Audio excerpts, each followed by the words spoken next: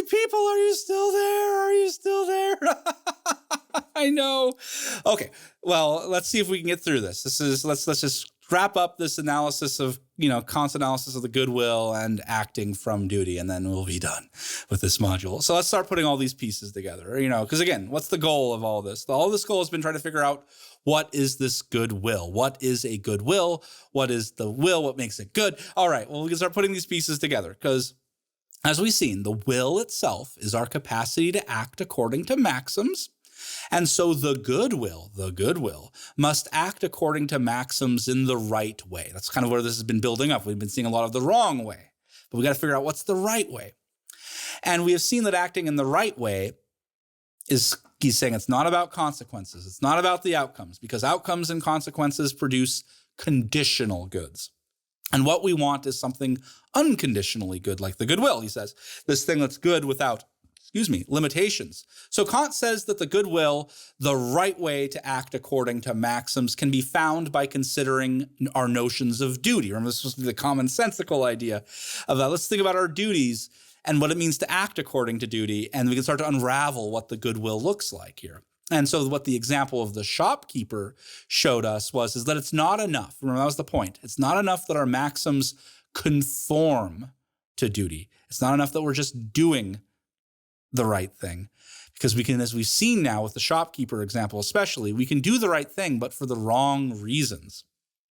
And then we saw the examples of self-preservation and beneficence. Those examples show us that it's not even enough for us to desire to do the right thing, for us to desire, to want to do our duty, because those desires and inclinations for doing the right thing are themselves conditional. That is, the desire and inclination could change at any moment. You just wake up one day and you don't like people, so you don't want to help them, or you wake up one day in a really depressed funk and it's really hard to go on. I've been there. Some of you probably have too. But yet we go on. And so again, watch those previous videos there. If all of what I just said made sense to you, then great. If not, maybe skim the videos again, and if it's still, let me know, because maybe I need to re-record these. I've labored now 9 hours on this, and I'm still not happy about it. It's probably good enough, I guess, but I wish it's hard. That's why I need feedback for these especially, because I think Kant's important. I want you to understand it, but man, whew.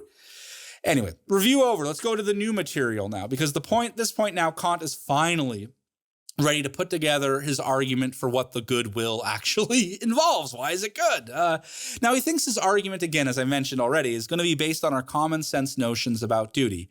And he thinks all the examples that he's just given start to lay down these principles. And so we have this first proposition he gives, this first proposition for his common sense argument about acting from duty. So this first proposition says, the actions of a goodwill conform to duty, not from inclination, but from duty itself. And again, he's just repeating what we've said.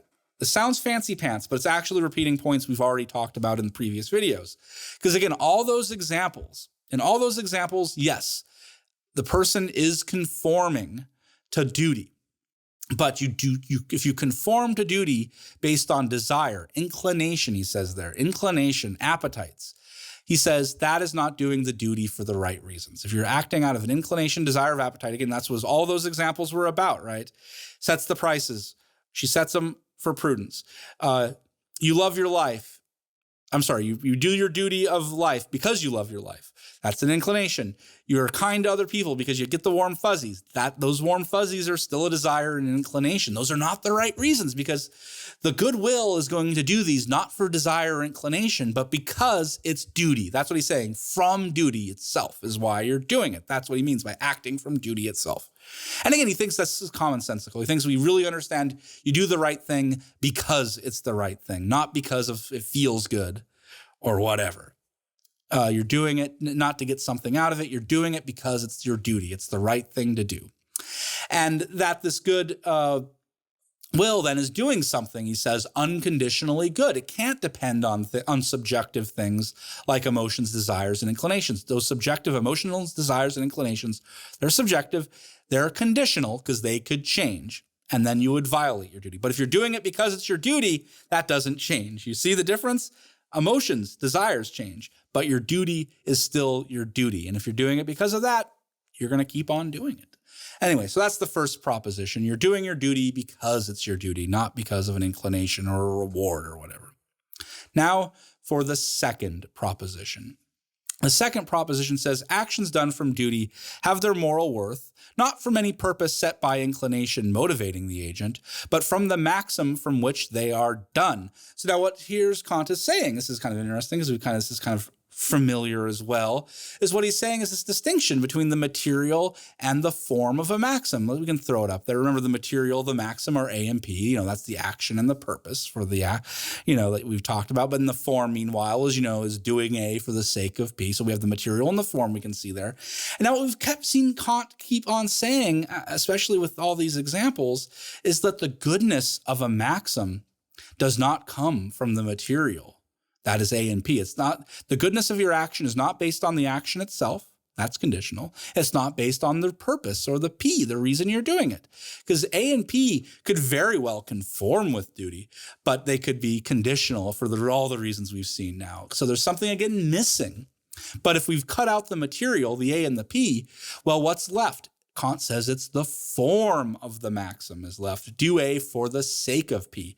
And Kant says we have to think about that. We have to think about the particular combination of A and P and how they come together.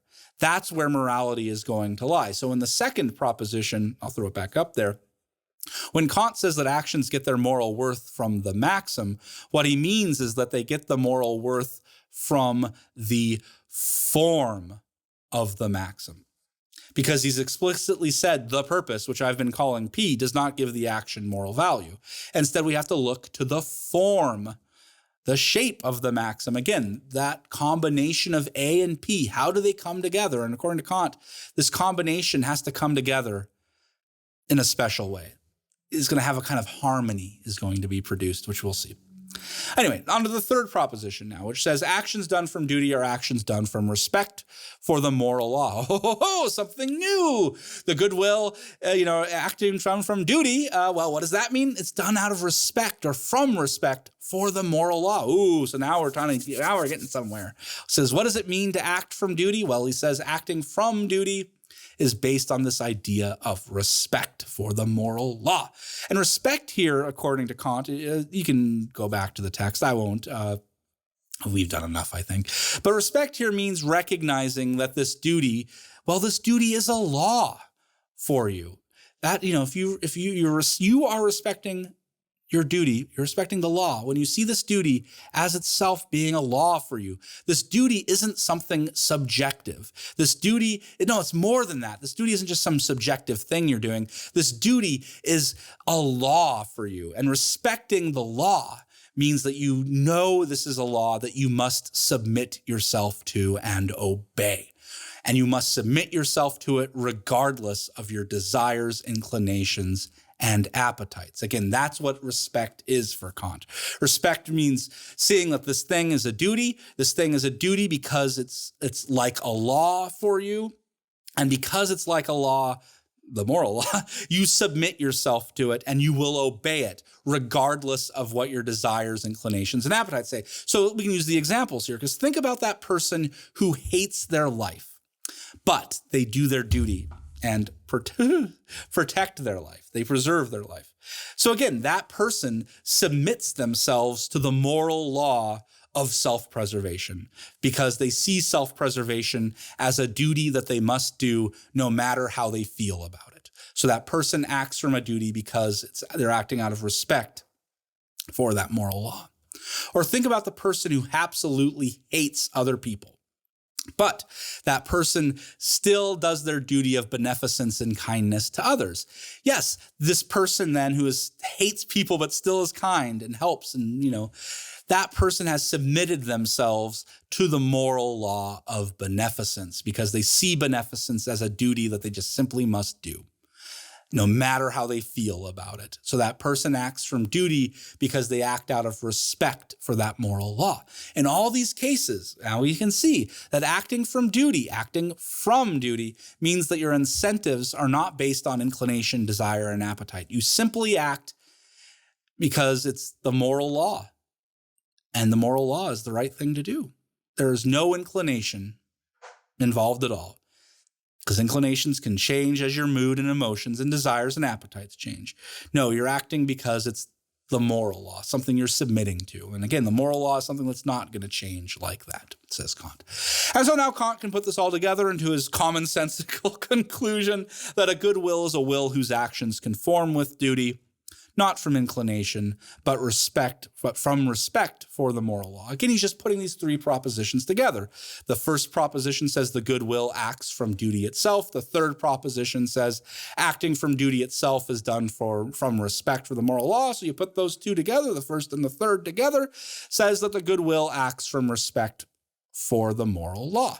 And the second proposition, of course, is going to try to say that there's going to be some kind of test that we'll need to determine, what form, what maxim is going to be the right kind of maxim in these situations.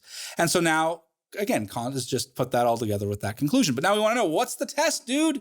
How can we test to see if a maxim is respecting the moral law? Now, if you go to page 17, one last time to the text, go to page 17, right at the top of the page there on 17, we see Kant's answer where he says, since I have robbed the will of all impulses that could arise for it from following some particular law, nothing remains but as such the universal conformity of actions with law, which alone is to serve the will as its principle, i.e., I ought never to proceed except in a way that I could also will that my maxim should become a universal law. So what does Kant mean by this? It's a very famous statement that Kant we'll see later, this is sometimes known as the first formulation of the categorical imperative. That's the next module. But what he's suggesting here is that we often only follow particular laws because of some impulse to satisfy an inclination. I want to get something in return for obeying the law, or I want to avoid a punishment by obeying the law. In those cases, though, I'm only obeying the law out of some inclination. I want a reward or I want to avoid a punishment. And Kant says if you're acting because of punishments and rewards, that is not respecting the moral law. You're fearing it or something else, but you are definitely not respecting the moral law. You're just merely conforming to it because you care about the consequences, rewards, punishments. And now Kant here has said in that passage, he's robbed us of all that, because he's repeatedly said now, the value of inclinations, the value of all consequences are merely conditional. They're not unlimited. They are conditional goods. And so Kant has robbed us of all that, of all the inclinations and impulses we would have to follow the moral law. But what's left? What reason could I possibly have to obey the moral law if not for a reward or to avoid a punishment? What's left? And Kant's answer is quite simple. The reason you have left is to obey it because it is the moral law. And maybe even more specific, not just because it's a moral law, because you're obeying because the law has a certain form. And the moral law, he says, well, it has one form, the form of a law. The form of a law is a law. Yes. And I guess we can just say it right away. Well, what form does a good law have? What form does a good law have? Kant answers, a good law is universal. A good law is something that all rational beings can, in principle, obey and follow. A maxim, therefore, has moral value if that maxim is worthy of respect as a moral law, putting it all together, right? This means you need to check your maxim's action, A, and purpose, P. And we got to see that these things come together in a way, do A for the sake of P, right? Can that be willed? Can that be obeyed? Can that be followed universally? Can that be obeyed, followed, and willed by all rational beings, asks Kant. Because if the maxim can do that, if the maxim can be universalized as respected as a universal law, then the maxim is a good one. So we want the maxims that could be a universal law. And that's why Kant concludes this section with his example of this false promise. This is the example where you make the false promise, you tell a lie, but you tell the lie, you make the false promise to avoid some trouble that you're getting into. Maybe you ask for some money and you say, I promise I'll pay you back, but you're like, I'm never going to pay them back. Yeah, it's a false promise, but you need the money for something. But in any case, it's easy to see that your action A is to make a false promise, and your purpose P is to avoid some trouble in this case, and your maxim is do make a false promise for the sake of avoiding some trouble. And so, of course, you can choose to tell the lie. Prudence makes it easy to will that maxim, to actually choose it and act on it. That's just what it means to will the maxim. But he says you cannot also, yes, you can will yourself to act on that, but you cannot will that maxim to become a universal law for everyone. This is because telling a lie, quite simply, telling a lie requires that the person hearing the lie believes it, right? They have to believe it's true. But if there's a universal lie, a universal law that allows lying, then promises lose all meaning, right? If you promise something, no one will believe it. If we have a universal law that says, if you're in a jam, then it's okay to tell a lie or to make a false promise. Well, of course, then you say, I promise I'll pay you back. No one's going to believe you. He says they'll laugh at you, right? And so that's the idea. What we're getting here, I like this idea. We'll mention this in the next module. So what we're seeing here is with this maxim, a practical contradiction. A practical contradiction, because the action A, tell the lie, and the purpose, get what it is I need, they don't harmonize. At least they don't harmonize if you make them a universal law. That is because take the action, take the maxim, make it universal, tell a lie if you need to get out of a jam, make that a universal law. Well, you can't, that law does no longer harmonize because the action, tell a lie, will no longer give you what you want, the purpose, because no one will believe. Remember, for your lie to work, they have to believe it. To fulfill the purpose, the P, the action has to work. But if you make it universalizable, the action no longer works. No one believes you anymore. You will never be able to get out of your jam by telling a lie. They won't believe you. So again, action A and purpose P in this case do not harmonize as a universal law because action A can no longer, if it becomes a universal law, action A is no longer giving you what you wanted. It will no longer fulfill the purpose P. The lie will no longer get you out of trouble. And Kant likes to say with examples like this all the time, you want there to be a universal law against lying. Because if there's a universal law against lying, people will tend to believe you, right? Because they'll assume you're at least trying. So yeah, you want the universal law to be, be honest. But you want to be the exception to that, right? When you tell the lie, you want to be the exception to that law so you can still get what it is, what you want. Because we've already seen if we make that a universal law, you won't get what you want anymore. But if we keep the universal law for being about honesty, then yes, you can tell your lies and people will believe it and you'll get the things you want. But again, you want to be the exception now. And Kant says being the exception does not show respect for the law. Being an exception means you want to break the law. That's not respecting it at all. And so anyway, that's the idea here. I don't know if any of this makes any sense. In any case, we've concluded, I'm going to give you the big strokes at least here. In any case, we conclude that Kant believes the goodwill acts out of respect for the moral law. That's the big conclusion. And you show the respect for the moral law by ensuring that each of your maxims could themselves be part of that moral law. And what makes something part of the moral law, your maxim, is that if it could be universalized. If it could be universalized, that means that's something that could be, part of the moral law. And so you're good. You're doing the right thing. You have a good will. And on the other hand, it's wrong for you to try to make yourself an exception to the moral law. That's not showing respect anymore. Well, folks, that is more than enough on this module on Kant. Don't worry, though. We'll see even more Kant in the next one. But that's for another time. Right now, let's remove some of that arm flab. Oh, arm up, down the back. Oh, pat yourself on the back. You're almost done with this other module. Just take that module quiz. Maybe you can tweet me your endless confusions about Kant. I'll be glad to respond to them. No problem there. And then, when you're ready for even more Kant, you can come on back for it. But until then, you know what to do. Take care. Stay safe.